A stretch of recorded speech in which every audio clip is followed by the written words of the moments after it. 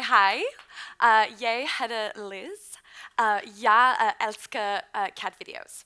So for those of you who aren't completely fluent in Norwegian like I am, that means hi, my name is Liz. I like cat videos. I do like cat videos. I have watched cat videos. Who here has never watched a cat video? No one. Some people, honorable. So yeah, I've watched twerk videos, cat videos, dog videos, and one of the reasons why I have is just sometimes you just gotta relax. Sometimes it's lunch break, or you've had a long day and you just sort of want to distract yourself. But another reason why I enjoy those kinds of videos is to try and understand more about us as humans, trying to understand more about human nature and what makes us like those videos and how to get people to care about other kinds of videos or about articles about the financial crisis. I wondered how I can make those important causes go viral as well. So first, I just want to backtrack a bit and tell you a little bit more about the exciting company that I work for, which is called PolicyMic. We have grown by 550% in the last year, which has been incredibly exciting. I started in March 2013 as a little intern, and I just wrote about feminist topics because I am an advocate and sort of an activist at heart, and so I wanted to get my stories out there. And what happened was pretty interesting is that we had about 3 million people coming to the site sort of regularly on a monthly basis. And within 2 months of my internship, we had 2 million extra people coming to the site.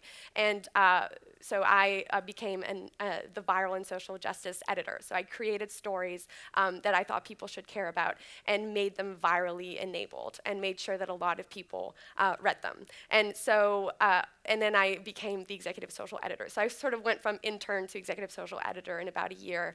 And I've just been part of this sort of super exciting media space, and similar to other companies that have been sort of skyrocketing thanks to social media like Vox.com or Nate Silver's startup. So it's been really, really fun to work there. We have now 25 full-time employees. We have 100 paid writers all over the world who cover all kinds of issues. We're expanding our verticals. We just got a $10 million investment, so we're very excited about that. We cover national affairs, global affairs. We have a new music vertical, arts and entertainment. And what we want to be is the news destination for young people. And basically what's really fun about young people these days is that they're very educated. We tend to think that the only thing that they are interested in is cat videos, but when you look at the data, when you look at what they share and what they read online, it really tells another story. And that's why I think virality is very important. A lot of people might think that it's sort of a fluffy thing, or why should we care? People should just read hard news if they are interested in hard news. But the truth is, as much as I do love print, digital has far surpassed print in the way that we consume news. So before, what we consumed as news was pretty much determined by your location. So people would get up in the morning, go outside, pick up the newspaper at their door, and read it. It was mostly local news. And now that has entirely changed. I'm sure a lot of you, even today, have read news from all over the world. You have probably read news from the United States, or from, maybe you have read local news as well, but it's much more varied than it used to be. And that is mostly because of phones, mobile phones, laptops, the availability of the internet, and sort of creating this amazing global village that we live in. So one question I'd love to know, who checked their phone today before they even left their bed? Okay, that's good. You're honest. I like it. That's something, it's a bad habit that I'm trying to kick. It's very good to kiss your spouse or your partner before you do that. But a lot of people look at their phones, right? You're similar to 90% of teens who actually do the same thing. If you were in a room full of very young people, pretty much everyone would raise their hands. And if you want to know what's going to happen in the future, look at what teenagers are doing. It's only going to move more to mobile, move more to social media when we're talking about news. So it's incredibly important to sort of be able to meet our audience where they are. And that's what we've really done with PolicyMic. And what we noticed is that before, news would drive social media. So you would have something happen in the news, and then people would talk about it online. And now we've had sort of the inverse happen, where social media actually drives news. So a perfect example is the 234 Nigerian girls who went missing and were abducted. Obviously, it was a news story. Major media news outlets covered the story, but they didn't really cover the story. They didn't really cover it. They didn't really do it justice. And so a lot of people started talking online about the lack of media coverage. And so I don't know if everyone's aware, in the US anyways, there was a trending hashtag on Twitter pretty much every day for the last 2 weeks, which is Bring Back Our Girls. And a lot of activists started sort of mobilizing around the hashtag and demanding more news stories, demanding more coverage. And that exactly happened. That's exactly what happened. And there was a response from the president. There was a response from the first lady this week, from the Nigerian leader as well. And so obviously it's not just about a hashtag. The hashtag won't bring the girls back. But it is interesting how really news has changed and how social media has really changed that landscape. And we see it in the data, basically. I mean, if you look even in the last year, what has happened in terms of traffic, Facebook alone has driven 57% more traffic than it did the year before to websites. So you have sites like BuzzFeed, sites like PolicyMic. 2/3 of our traffic is social media. So we really want to be in the conversation, and I think that's where, if you are working in news, that's where you want to be as well. And so then begins my talk. I want to look at these 3 pictures, and I want to think about what they may have in common. This is a little Vietnamese boy hugging his little French bulldog. It's very cute, heartwarming. If you like dogs, you're a dog person, you might like it. This is Janet Jackson and Justin Timberlake more than a decade ago during the Super Bowl, as some may recall. This picture went viral before viral even sort of was a word. There was a wardrobe malfunction, and Janet Jackson's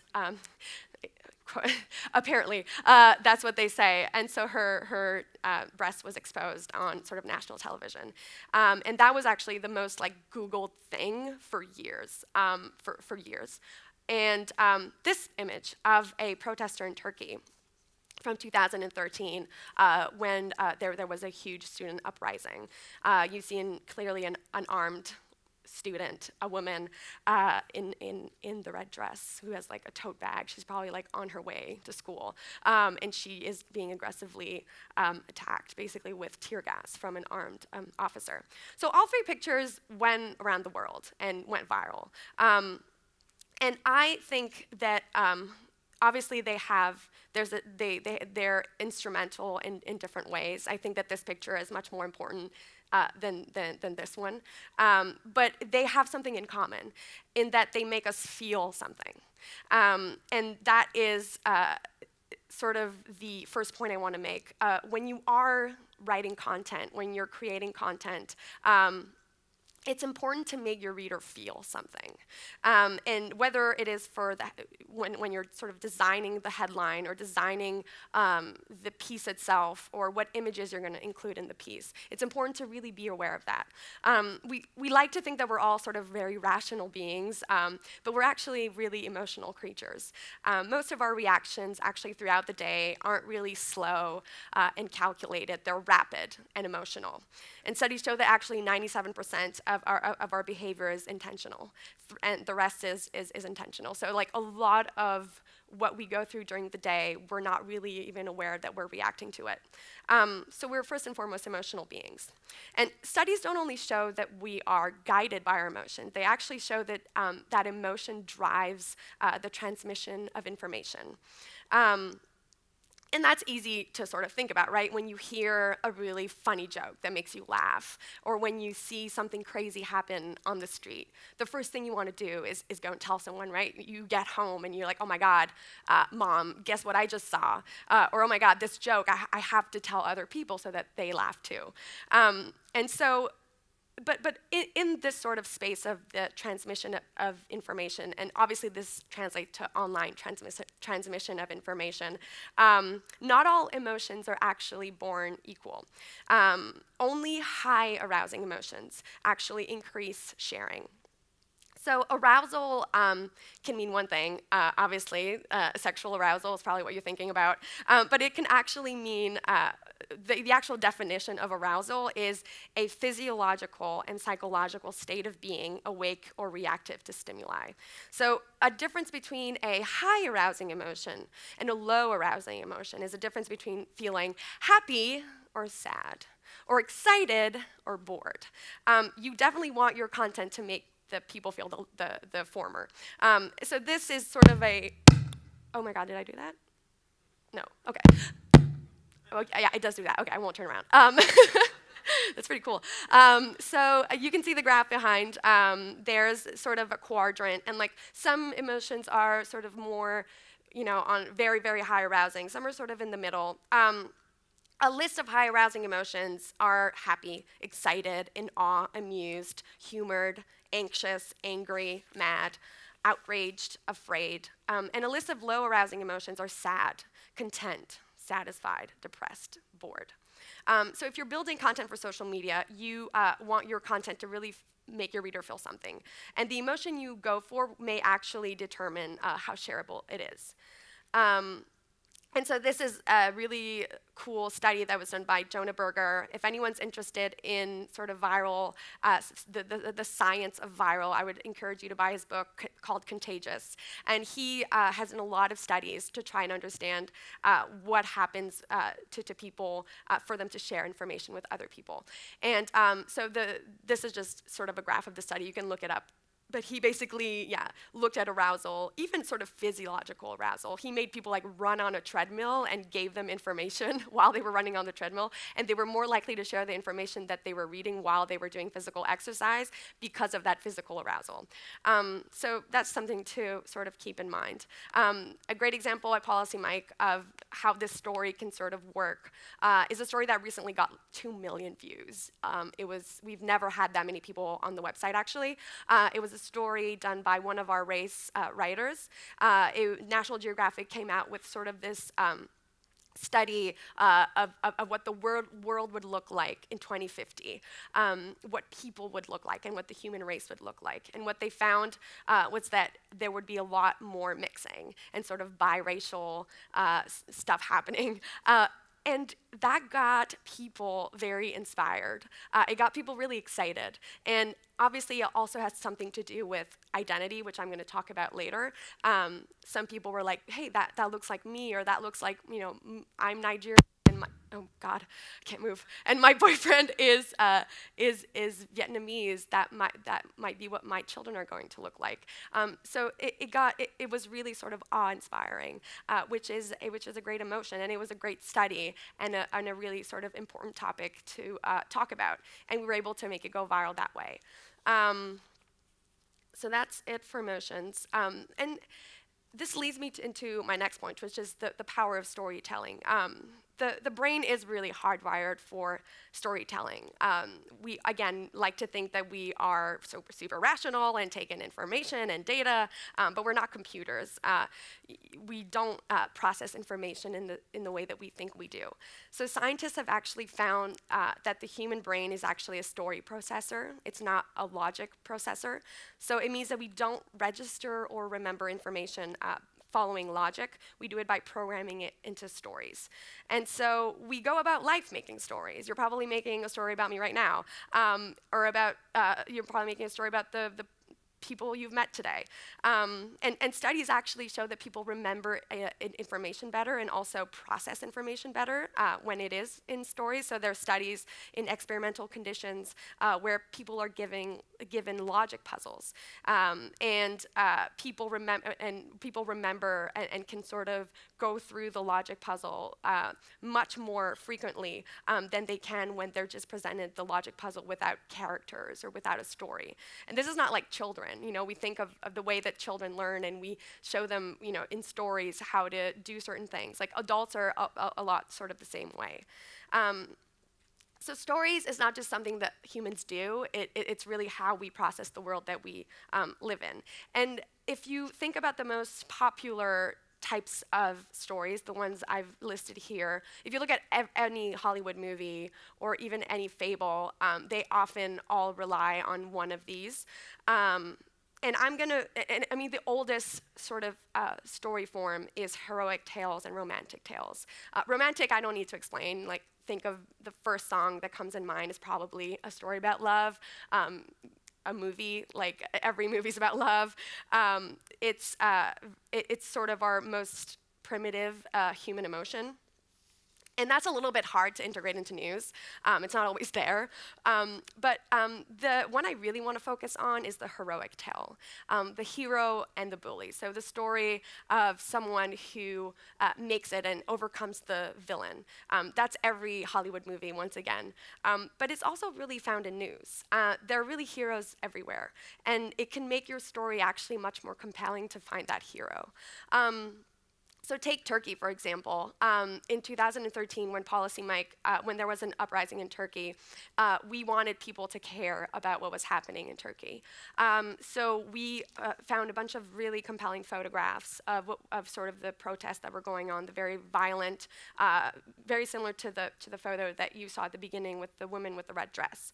And so we made a post with all of the photos we had found, with all of the information about what was going on, and like, a couple hundred people saw the piece and sort of shared the piece. And we were like, why doesn't anyone care about this? So we decided to tell it as a story, which it was a story. It was a story of students, you know, fighting back. It was a story of students taking sort of their freedom into their own hands and going about it in a very courageous way. So we just literally changed the headline of the piece. We didn't change anything in the piece, and we just said 10 photos of students fighting back against the police. And that piece went viral. So it sometimes is just a question of programming it, of sort of presenting the information in a way that people can really sort of relate to, that makes a piece very shareable. And obviously I'm not telling you to make up stories, or, you know, if there isn't a hero bully narrative, not to make one up. But it is something to think about. Oh God, another example of, this is one of my pieces because I write a lot about reproductive rights. I know that abortion is not as controversial here as it is in the US, but it is sort of hard to talk about. And so we decided to do a story about this bill that was going to pass that was going to take away a lot of women's freedoms. And all of these men in Congress were saying like terrible, terrible stuff about women who need abortions. And so one congresswoman literally stood up and said, I have all these things to say about this bill, and I'm throwing it away. I'm going to tell you about my abortion. And when I had to have an abortion because if I hadn't had an abortion, I would have died. So it was a very powerful narrative to tell. And again, the headline sort of really captures that hero-bully narrative. Clearly, she is a hero for standing up for all women in front of all of these, you know, bigoted men. And clearly, the villains are all the men who want to take away the freedom of women. And that gets a lot of people interested in maybe a bill or a topic that they probably wouldn't have been interested in otherwise. Here's another recent example of what's happening in Ukraine. Russia launched a propaganda war against Ukrainians, and they're fighting back.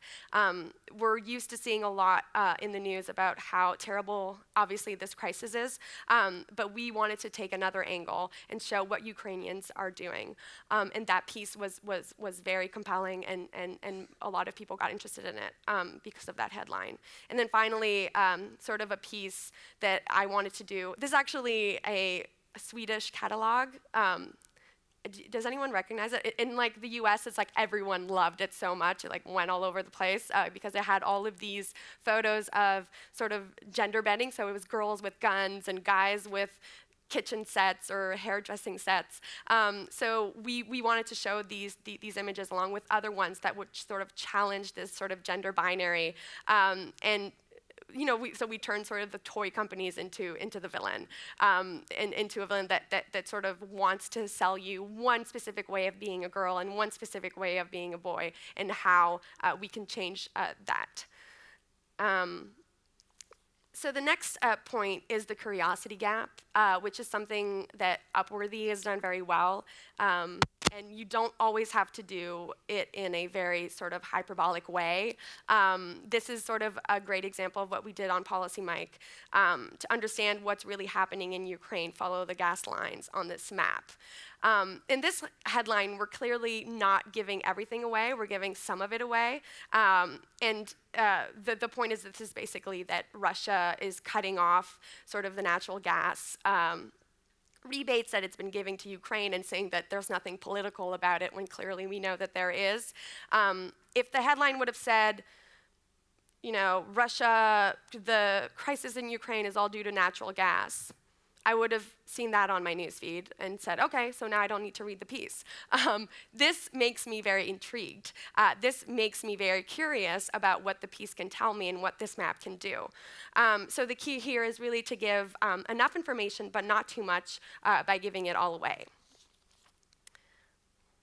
And this identity is a very interesting topic. We have a whole section that's called Identities, actually, where we talk about issues of gender, of race, of class, of religion. And what we've found is that people eat that kind of content up. They want, especially young people, they want to identify as a certain way, and they want to tell people how they identify.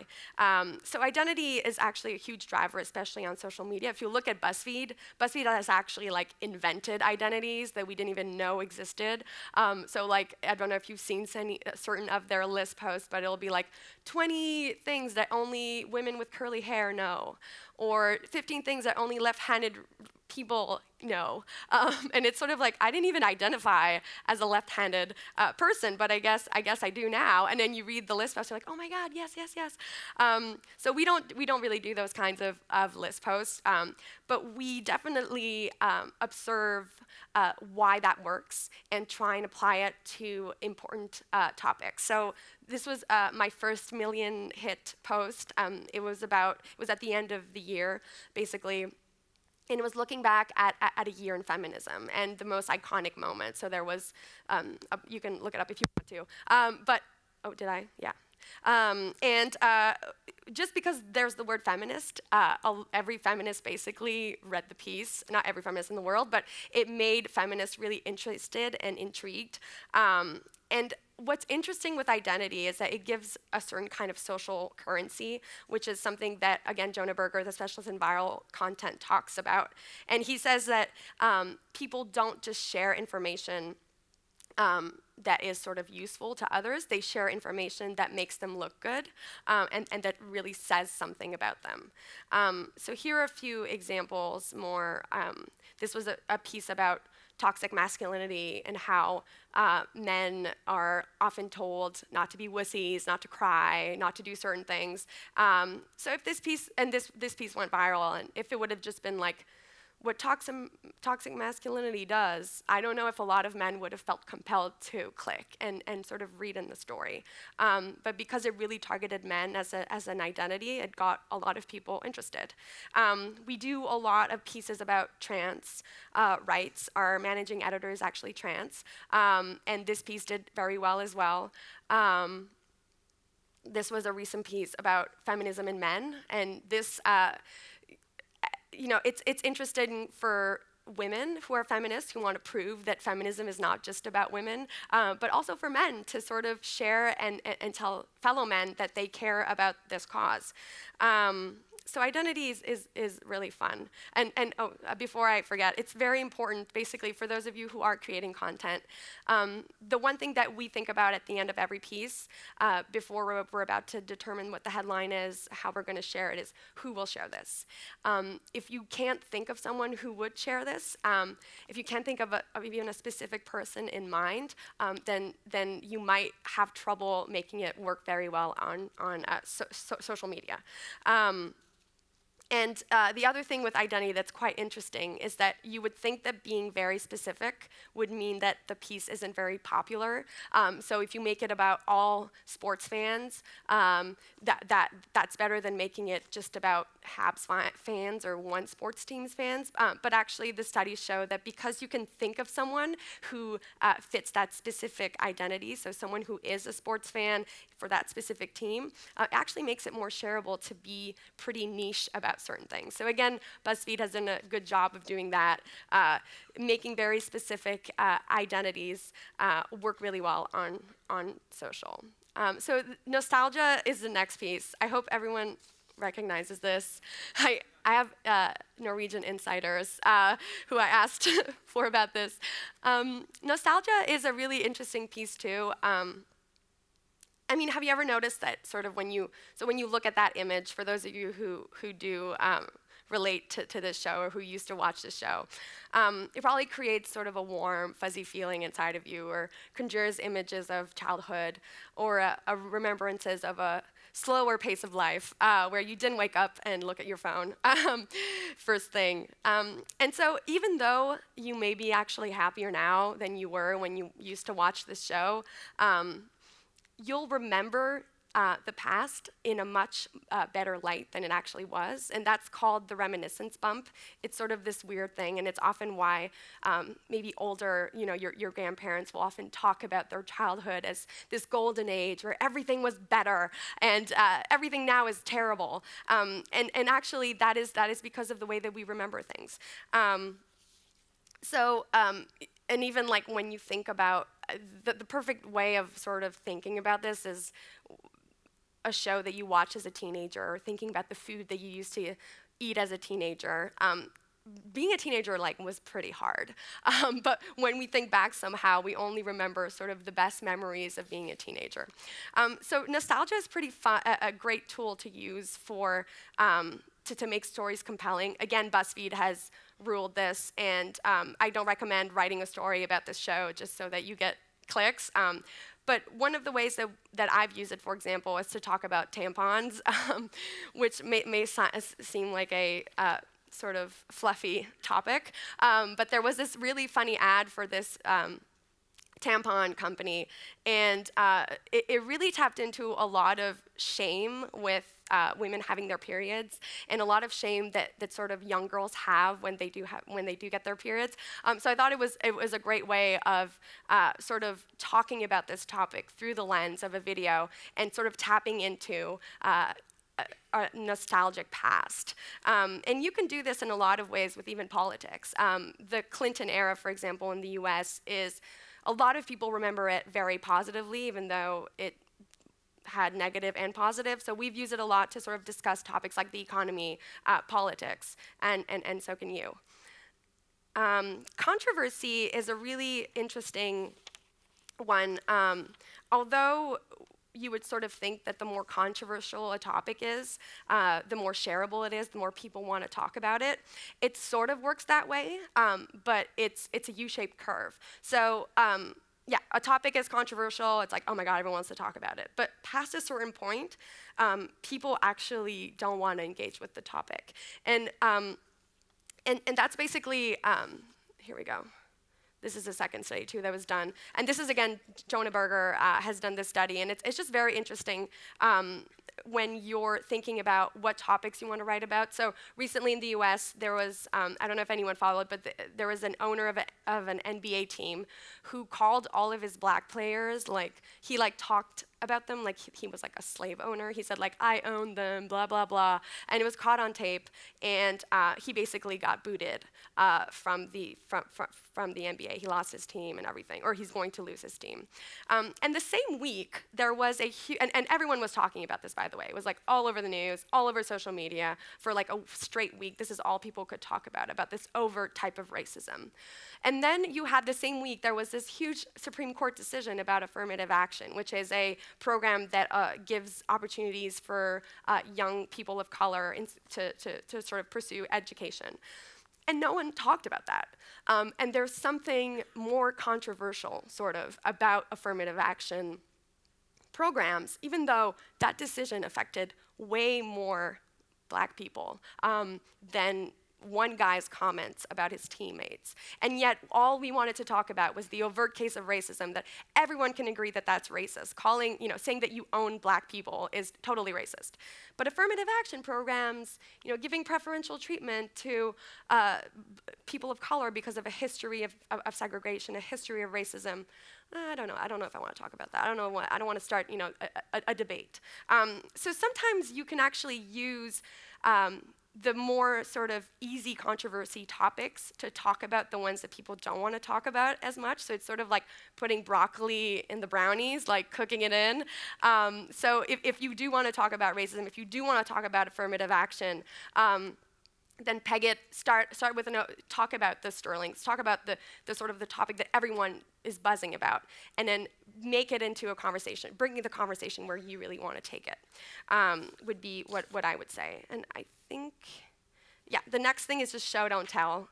Don't tell people why they should care about something, show them. This is a recent article on, again, the Nigerian girls, and we wanted to show their faces. We wanted, you can't really care about something that you didn't know existed. So a lot of people, who are these girls? I don't know. I didn't even know they existed before, so why should I care now? When you show human faces, it's really something that everyone can relate to. And sometimes just let the cats do the talking. That's it. Tack, thank you.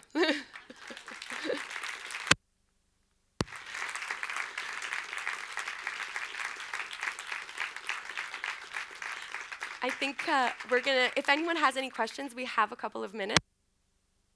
And, oh my God, should I put this down? I'm afraid. If anyone has any questions, there's a microphone going around. I know Norwegians are shy, but.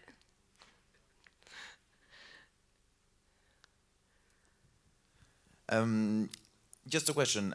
When do you publish things? What's your plan on when to publish what kind of content? Oh, that's a good one. So we have sort of a whole sort of theory about, so our main driver of content is Facebook. Excuse me.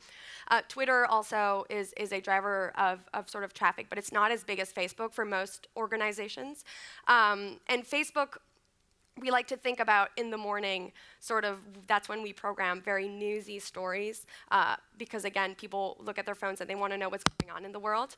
And then in the afternoon, we tend to put more sort of feature articles, so longer pieces, because sometimes in the afternoon, people sort of take more time and don't necessarily want to sort of, they already know everything that's going on in the world, and they're ready to look at other stuff. And then in the evenings is when actually people share a lot.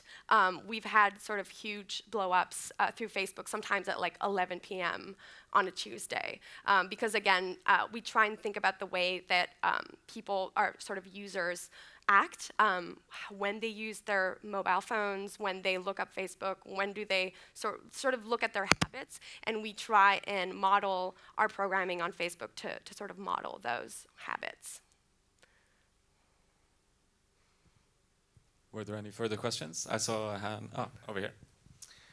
Hi, I'm wondering, when you kind of create stories or stories around the news, how do you make sure that you're still balanced in your reporting and not turning into Fox News? Ooh, I think it's important to have many perspectives, basically, and we've done that with our hiring mostly. Obviously, everyone knows I write about feminism and that I'm very biased in that way, but then we'll have sort of other writers, male writers, who may disagree on certain things. Because we have such a huge writer base, that's what makes, I think, PolicyMic so unique. It's not just like 20 people in New York writing everything. It's people from all over the world, especially our world section, actually, which I showcased some of the articles in the presentation. That's really allowed us to have multiple perspectives on even one story. There was someone over here. Oh.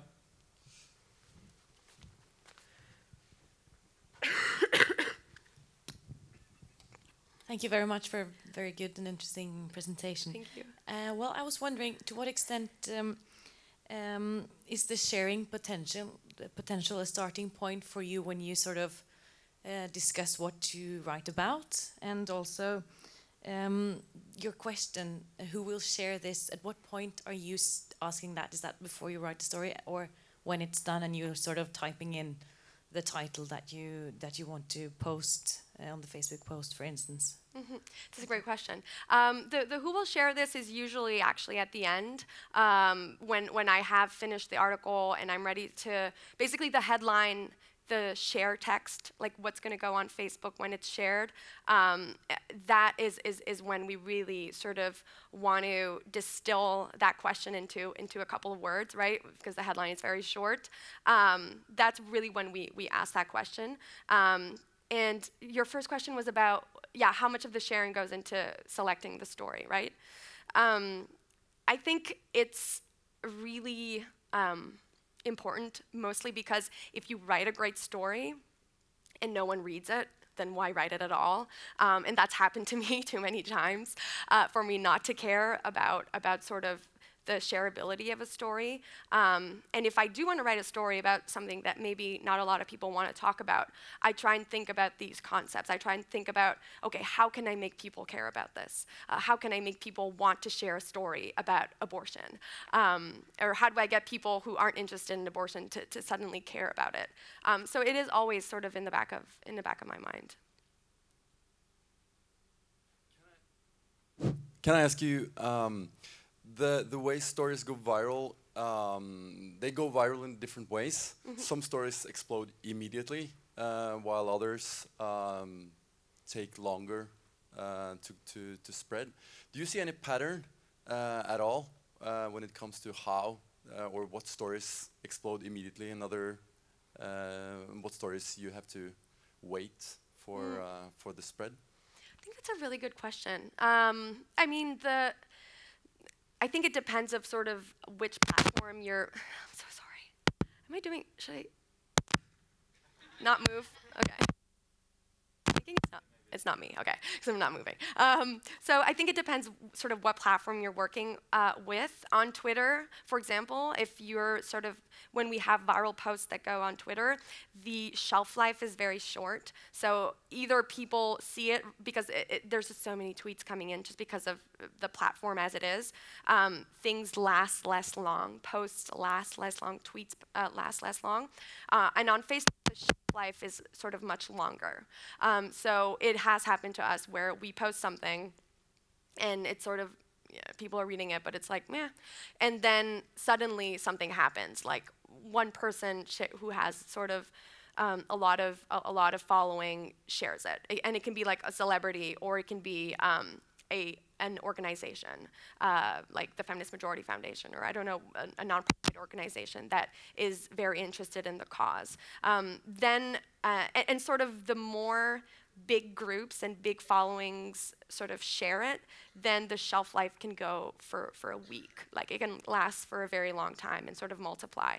But what we found is that in order for something to go viral for a long time, it has to happen, like a lot of sort of big shares have to share it in a short amount of time for it to then spread, and for that sort of spread to last a longer amount of time. Other than that, I'm not sure.